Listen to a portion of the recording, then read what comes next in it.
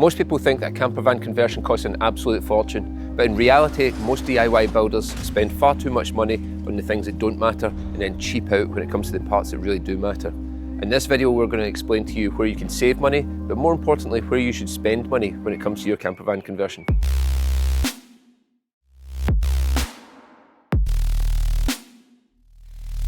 It's worth pointing out for the purposes of this video that we're largely going to be talking about the kind of higher, more luxury end of the market. So the numbers are going to be bigger, especially when it comes to the base vehicle. This is something that we get asked about often. People come to us with a budget of about 100 grand, which is a sizable amount, but then they think they're going to get the perfect campervan for that.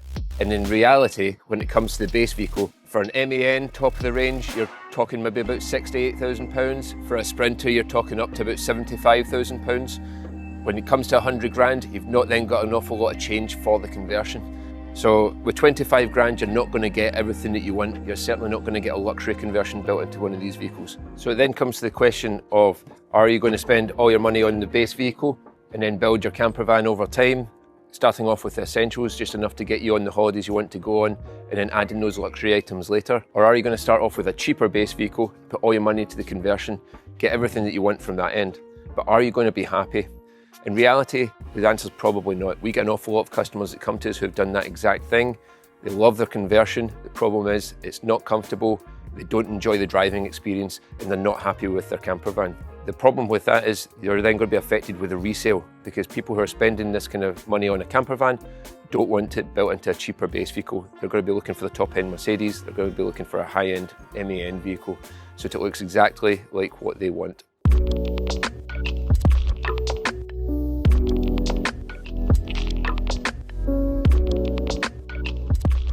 Moving on to the interior of the vehicle, some good savings can be made in the taps and hardware. The leisure vehicle industry is a little bit like the wedding industry, where as soon as you put the word campervan or motorhome in front of an item, it then can be 4 or 5 times the price, and it's very annoying.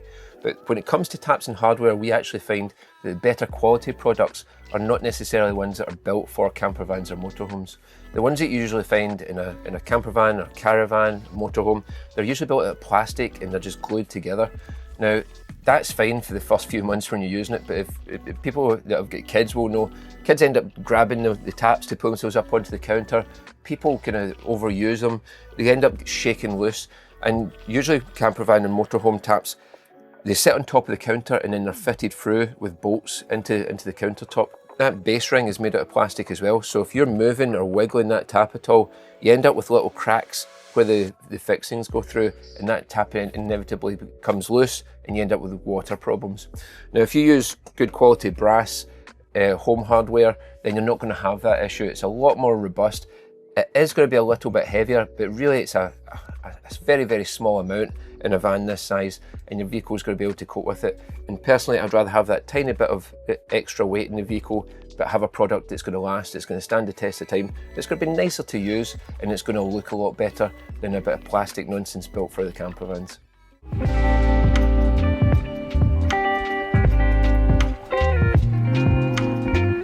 A surprising area that I'd always advise people to spend money on is actually the floor.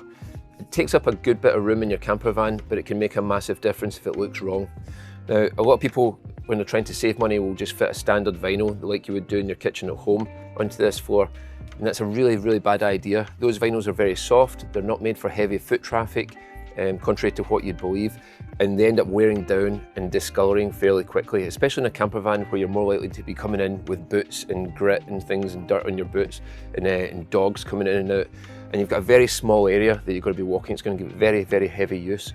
Personally, we like to go for an LVT. It's a little bit of extra expense, but it's a very hard wearing product. It's actually a PVC, and believe it or not, it's mixed with limestone. So it's very, very hard. It's made up of different layers. It's a multi-layer item, and it's got a polyurethane top on it, which sits on top of the print, which gives you the wood effect on the top there. Now, it comes in all sorts of different colours and different styles and different patterns and grains, so you can really pick whatever you want. It even comes in different size. We've gone for these small pieces here because it makes up a nice herringbone pattern and gives a really nice effect in the van. What the polyurethane layer does on the top, it's just a clear layer that goes on the top there. It protects the graphic from underneath. So if you do come in with grit on your shoes, or somebody was to scratch something through it, it's not going to scratch the graphic. It's just going to scratch that top layer, It doesn't let water in. It's 100% waterproof.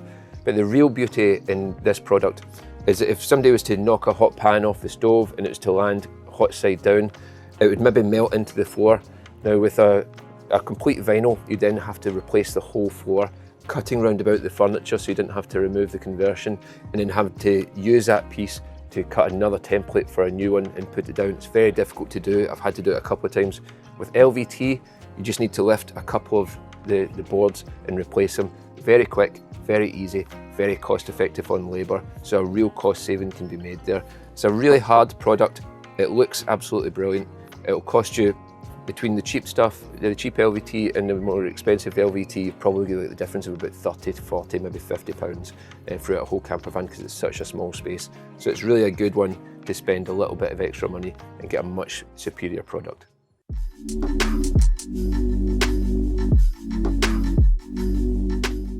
An important part of any camper van experience is the food. So when it comes to the fridge, it's worthwhile spending a good bit of money. Now, a good quality fridge will use less power in your van. It will also be a lot lighter in weight. They're also built for camper vans. They're built for the 12-volt battery leisure system. You don't want to be fitting a household fridge in there that a lot of people try and save money on, because believe it or not, these fridges are about 3 or 4 times the size of a double door fridge you'd be able to get for your house. If you buy a household fridge, you're not going to be able to secure it properly. It's going to take up an awful lot more power from your battery going through the inverter, and it's also going to be an awful lot heavier.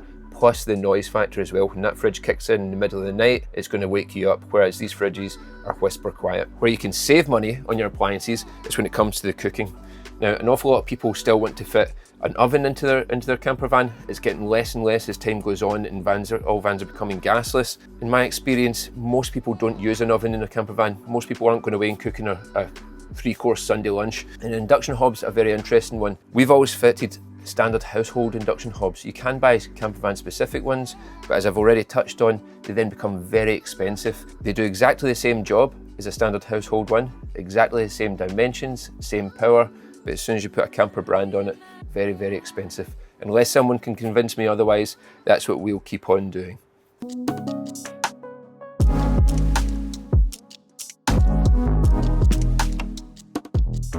An area you really need to spend money on is in your power system here. You want a good solid battery bank, and you're going to need a sizable inverter if you're building a gasless van. Now, we've talked about the cooking facilities and how to save money there, but if you're going to have an induction hob and an air fryer, they're going to run off 240 volts. And if you're staying off grid, so you're not plugging your van into the campsite or into the shore power, then you're going to require a sizable inverter. This is a 3000 VA Victron Multi Plus. Now, there are plenty of companies making these products that are just as good. You don't need to buy Victron, but you do need to spend the money on it and get a good quality product. You also need to spend the money on your battery bank. What this will do is give you enough power to power all that cookware. The last thing you want to do is to be running out of power. You can only cook for 20 minutes. You're not going to be able to make your dinner. So you're going to need a sizable battery bank. And these lithium batteries nowadays are very expensive. The prices are coming down, but you still want to spend your money. A lot of people ask where the money goes in a camper van, why it has to be so expensive. We get loads of people saying, oh, I built my van for 15 grand. Well, that's fine, but I can tell you that they're not putting 5 or 6 grand into their electrical system if that's the case, in which case they're not going to be staying off grid for a sustainable period of time. They're going to be living for 1 day, maximum 2 days off grid, and they're going to have to be charging into a campsite. And that's absolutely fine if you're planning on holiday in Cornwall, but like many of our clients are, they're taking trips out to Mongolia, they're overlanding, they're staying for weeks at a time off grid. You're going to need a large solar capability, you're going to need a large battery bank, you're going to need a large inverter if you're going to need 240 volt power.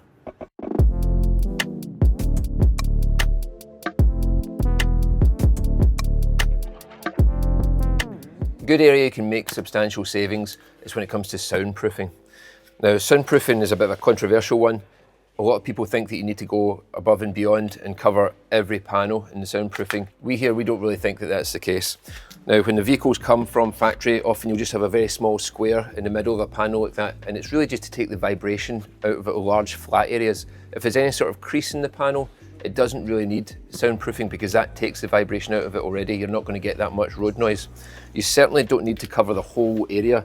In this van here, we would put one sheet here, we would cut a sheet so it fit into that space and cut one into there, and that would be absolutely fine for this whole area. Now these panels here, these are bonded onto the outside. They're going to take a lot of the vibration out. You're not going to need to fill in those top and bottom areas. You're not going to need to put it in between those areas there. It's not going to give you the effect that you're looking for. And to be honest, it's just adding a whole lot of extra weight onto your vehicle. There's the extra expense of this itself. Now these aren't that expensive, but it really comes into the labour cost. If you're having somebody else build your van for you, then it's going to be very expensive. A lot of people ask us about doing the driver and the cab doors. It's something that we can do, and we do from time to time for people. But really the extra expense for the labour and the time that it's going to take those panels off, there's a very small amount of area you can actually adhere this onto, and it's going to be kind of minuscule savings you're going to get on the sound quality in your vehicle. What I would rather do is spend money on the insulation. Now really good quality insulation fitted very well onto your van is going to make a big difference. Now that's something you want to spend extra money on. It's not that expensive to insulate your vehicle, but it does take time, especially to do it properly. There's 3 different types of insulation you can fit. We fit, this is a thermal liner. It goes onto the top of your soundproofing. So we'd put a small soundproofing panel on here, and then we'd do your thermal liner onto that.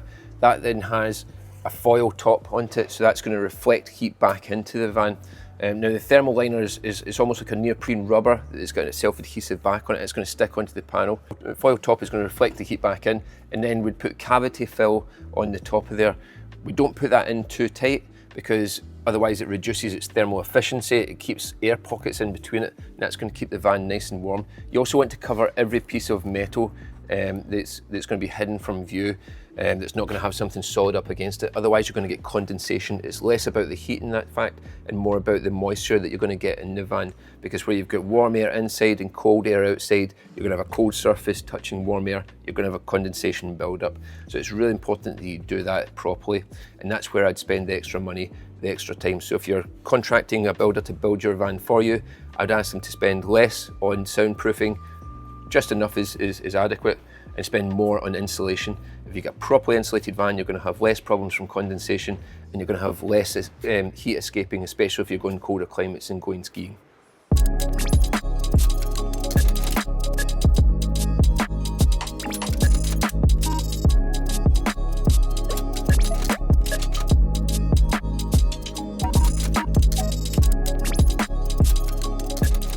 Now onto some bigger ticket items. If you're really looking to make some big savings on your van and you can't afford to buy everything that's on your bucket list, then the winch is a good place to start. This is really an item that you're going to fit to the van with the hope that you're never going to have to use it. This is only something you're really going to need in dire circumstance if you're properly off-roading, which I would say the majority of camper van owners don't do. A lot of our customers do actually do proper off-roading in these vehicles. They go to the kind of back and beyond, and they like to have this safety aspect so that they know they're not going to get stuck in an area where they can't get a recovery vehicle out to help them. In that case, the winch is an absolute necessity. It's going to get you out of places that nothing else will. But for most people, this is not going to be necessary. This is going to be a little bit overkill.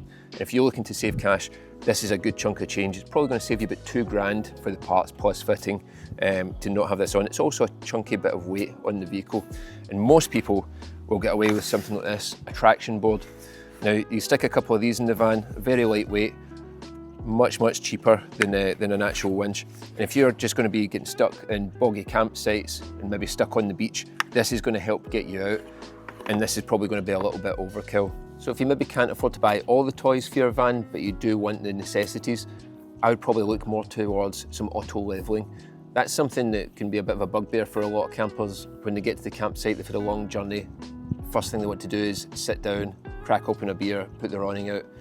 It's only then when you go to bed that you realise that the van's not sitting level and it's time to get the chocks out. Then there's a lot of forwards and backwards trying to find that right level. With an auto leveling kit, it's simply a press of the button, and with a kit like the Alco hydraulic system, the levels go down, lift the van, finds its own level, and it's done in about 6 or 7 seconds. And that, I think, is something that you're going to use every single time that you go camping, unlike a winch, which you're hoping to never use. For a kit like that, it's going to cost you a little bit more. You're probably looking about £6,000, so it is a big chunky investment, but it is an investment in something that you're going to get really good use out of, and it's going to give your van that extra level of luxury. Campervans are very expensive products, especially at the more luxury end of the market, but there are huge savings that can be made, especially if you research your products, and you can still end up with a camper van that ticks all the boxes when it comes to delivering you the holiday that you want. So thank you very much for watching, and if you want to see more videos like this, don't forget to like, comment and subscribe.